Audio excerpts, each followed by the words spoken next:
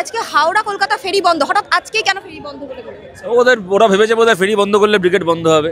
এই সমস্ত পাগল ছাগলগুলোকে কী বলবো বলো? কিন্তু ওরা যদি ভেবে থাকে যে সিপিআইএম ব্রিগেড করছে, বামপন্থীরা ব্রিগেডে আসছে, কি বামপন্থী বিভিন্ন গণসংগঠন ব্রিগেড করছে ওদের ফেরি আর ওদের বাস ট্রামের ভরসায়, তাহলে ওরা এর আগে বহুবার ঠকেছে, আবার ঠকবে।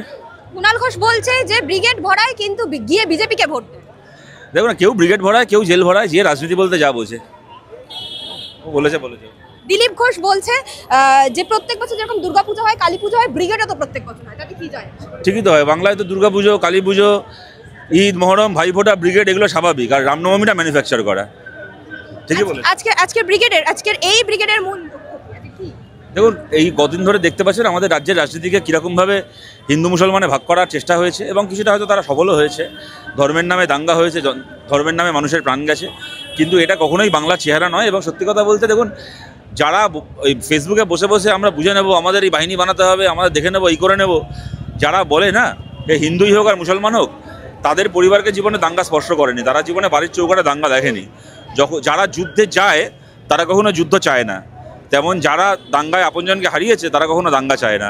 এইগুলো দূর থেকে বলতে ভালো লাগে, কিন্তু মুশকিল হচ্ছে এই উস্কানির আগুন যখন নিজের বাড়ির চৌকাঠে এসে পৌঁছবে, তখন নিজের পরিবার থেকে শুরু করে কেউ তখন বাঁচবে না। সেই কারণেই আমরা চাই যে মানুষের সত্যিকারের এজেন্ডাগুলোয় ফেরত আসতে, এদের এই ভুল এজেন্ডা থেকে সরে মানুষ যেন মূল এজেন্ডায় ফেরত আসেন, আমরা সেই চেষ্টা করছি, এবং মানুষ আমাদের পাশে থাকলে আমরা নিশ্চয়ই সফল হব। শুধু যে বলেন যে বামেরা সোশ্যাল মিডিয়ায় আছে, আজকে কি তার উত্তর দেয়া? কে বললো? শুধু যে বলে যে বামেরা শুধু সোশ্যাল মিডিয়ায় রয়েছে, শাসক দল বিরোধীরা, প্রধান বিরোধীরা এই কথা বলে। এটা তারা বলে যারা কিনা পয়সা দিয়ে মেন স্ট্রিম মিডিয়াকে কিনে নিয়েছে, যারা বিজ্ঞাপনের টাকায় মেন স্ট্রিম মিডিয়াকে কিনে নেয়। ওই কারণে মেন স্ট্রিম মিডিয়াতে আম্বানির ছেলের বিয়ে থেকে শুরু করে দিলীপ ঘোষের বিয়ে পর্যন্ত এগুলো খবর হয়, কিন্তু কৃষক ফসলের দাম পাচ্ছে না সেটা খবর হয় না।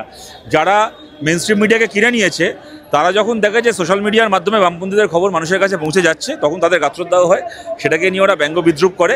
কিন্তু এটাও ঘটনা আপনারা দেখেছেন, ওই কোভিডের সময় থেকে শুরু করে বিভিন্ন সময় যখন সত্যি মানুষের দরকার পড়েছে, তখন ওরা ওই টিভি খুললেই বিজেপি, তৃণমূল, আর দরজা খুললেই সিপিএম।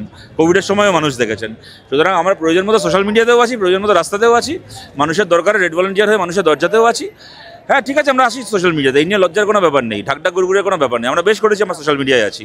আপনারা মেন স্ট্রিম মিডিয়া কিনে নিয়ে ভেবেছিলেন যে আমাদেরকে মানুষের মন থেকে সরিয়ে দেবেন, আমরা বিকল্প পথ নির্মাণ করেছি সোশ্যাল মিডিয়ার মাধ্যমে। এবং এটা ঘটনা ভারতের বহু কথা আমরা লোকসভা ভোটের আগে দেখেছি, যে কথা গদি মিডিয়া বলতে পারেনি সেই কথা ধ্রুব রাঠি থেকে শুরু করে আকাশ ব্যানার্জি থেকে শুরু করে বহু মানে ওই কুণাল কামরা থেকে শুরু করে বাংলাতে আপনাদের মতো বিভিন্ন ওয়েব পোর্টাল, তারা সেই কথাগুলো বলেছে।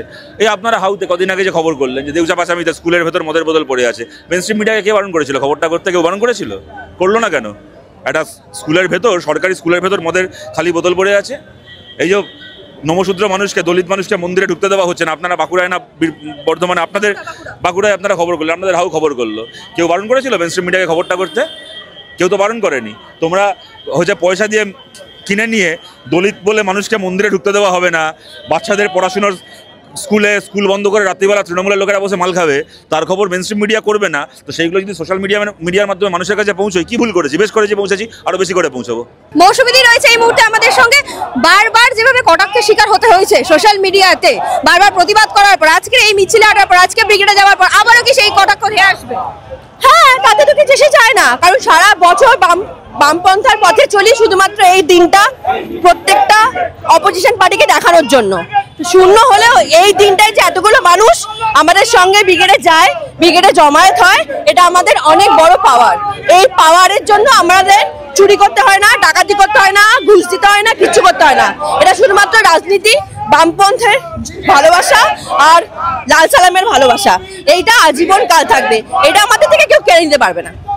এই বছর ব্রিগেডের মূল মন্ত্র কি? মূল মন্ত্র বলতে যে এবছর তো 4টি বড় সংস্থা ব্রিগেড ডেকেছে। মূল মন্ত্র হচ্ছে যে এই যে একটা ওয়ার্কিং আওয়ার্স চলছে, শ্রমিকদের বলো বা যে কোনো শ্রমিকদেরই বলো, 14 ঘন্টা 12 ঘন্টা অনেক সময় ধরে একটা কাজের সময় চলছে, সেইটার একটা ভীষণভাবে বিরোধিতা আমরা করছি। কারণ মানুষের শরীর তো একটা টানা 8 ঘন্টা 9 ঘন্টা কাজ করার পর তার একটা বিশ্রামের দরকার হয়, নাহলে কিন্তু মানুষ বেশি দিন পরিশ্রম করতে পারে না। সে মানুষটাকে দীর্ঘদিন ধরে পরিশ্রম করে তার সংসার চালাতে হয়। তো এই যে একটা সময়ের মানে অদ্ভুত একটা মানে পরিস্থিতি, যে মানুষকে 12 ঘন্টা 14 ঘন্টা কাজ করিয়ে নেওয়া হচ্ছে, ঠিকঠাক পারিশ্রম দেওয়া হচ্ছে না, প্লাস অর্ধেক কারখানা বন্ধ করে দিচ্ছে এই সরকার, এসে তো অর্ধেক বেচে দিল, নষ্ট করে দিল, কাজ নেই, মানুষ বেকার। তাও যতগুলো মানুষ খেটে খায় তাদেরও কিন্তু শরীরটাকে বাঁচিয়ে খেটে খেতে হবে। আমাদের এই ব্রিগেডটা এই বছরের এইটাই যে আমরা একটা সময় 8 ঘন্টা বা 9 ঘন্টা আমরা কাজ করব, বাকি সময়টা আমরা পরিবারকে দেবো, নিজেদের সময় কাটাবো। মানুষের একটা 7 ঘন্টা ঘুমেরও শরীরের মধ্যে দরকার হয়। এই এজেন্ডা নিয়ে আমরা এই বছর ব্রিগেডটা শুরু করছি। কত বছর বয়স থেকে মূলত ব্রিগেডে আসা শুরু? ব্রিগেডে আসা শুরু অনেক ছোটবেলায় বাবারের সাথে আসতাম, তারপর জবে থেকে ভোটাধিকার পেয়েছি 18 বছর বয়স হয়েছে, কলেজে এসএফআই লিডারদের সঙ্গে আসতাম, তারপর যখন বিয়ে হয়ে গেছে বরের সঙ্গে আসছি, লাস্ট 14 বছর ধরে ব্রিগেডে আসছি। এই বছর কোথাও গিয়ে বুদ্ধদেব ভট্টাচার্য আগের বার এসেছিলেন, অ্যাম্বাসেডার করে আমরা দেখতে পেয়েছিলাম, মঞ্চে ওঠেনি, জ্যোতিবাবু নেই। সুতরাং তখনকার ব্রিগেড আর এখনকার ব্রিগেডের মধ্যে কতটা পার্থক্য? তখন কি আরো বেশি নস্টালজিক ছিল? নস্টালজিক ছিল মানে ভালো বক্তা আমরা হারিয়েছি। আমাদের তো মানে আইডিওলজি বা আইডিয়াল যে ব্যক্তি দুটো, মানে আমি তো মানে বুদ্ধদেব ভট্টাচার্যকে মানে কি বলবো, হয় না যে একটা মানুষকে দেখে আমরা বড় হই, রাজনৈতিক চেতনা বলো, ভাবনা চিন্তা বলো, বুদ্ধিজীবী বলো। তো সেই বক্তা ওই ব্রিগেডে মানে আমার গায়ে কাটা দিচ্ছে, ব্রিগেডের স্টেজে উঠে দাঁড়িয়ে বুদ্ধবাবুর বক্তৃতা, সেইটা ভীষণভাবে শূন্য। আর সেটা তো কেউ পূরণ করতে পারবে না, বা সেইটা আমরা কারোর থেকে এক্সপেক্টও করি না যে বুদ্ধবাবুর জায়গাটা কেউ মানে পূরণ করে ফেলবে।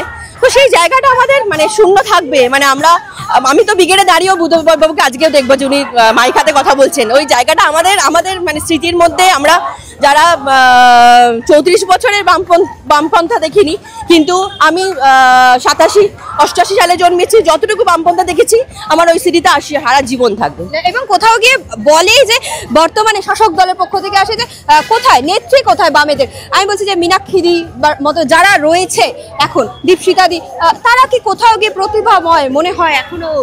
নিশ্চয়ই নিশ্চয়ই। তারা দেখো, তারা আমার মনে হয় যে এই মীনাক্ষী, দীপশিতা, শতরূপ, কলতান, এরা আমাদের যে সৃজন যারা আছেন, যারা যতটুকু বক্তব্য রাখেন মানুষ কিন্তু শোনে। এই শোনাটা খুব দরকার। ঠিক আছে, আমরা হয়তো মানে সঙ্গে সঙ্গে আজ এইটুকু সময়ের মধ্যে একজন বুদ্ধবাবু তৈরি করতে পারবো না, কিন্তু আমরা যে লিডার আমাদের তৈরি করছি বা তাদের সাথে আমরা আছি, তারা যতটুকু বক্তব্য দেন, মীনাক্ষী যা বলে, প্রত্যেকটা মানুষ কিন্তু দাঁড়িয়ে শোনে, সে যে পার্টিরই হোক না কেন। আমি এইটুকু তো মানে ধক রেখে বলতে পারি যে মীনাক্ষী যখন অলিতে গলিতে গ্রামে গঞ্জে গিয়ে বক্তৃতা দেন, প্রত্যেকে যারা বামপন্থী নয়, যারা বিরোধী শাসনে আছে, যারা বিজেপি করে, যারা তৃণমূল করে, যে যাই পার্টি না করুক না কেন, প্রত্যেকে কিন্তু চুপ করে দাঁড়িয়ে মীনাক্ষী বক্তব্য শোনে। এমনকি পুলিশরাও দাঁড়িয়ে শোনে। এটা আমরা নিজেরা দেখেছি মীনাক্ষীর সঙ্গে ক্যাম্পেনিং। পুলিশ মন্ত্রী কি শোনে? পুলিশ মন্ত্রী রোজ শোনেন, সব শোনেন, উনি সব জানেন।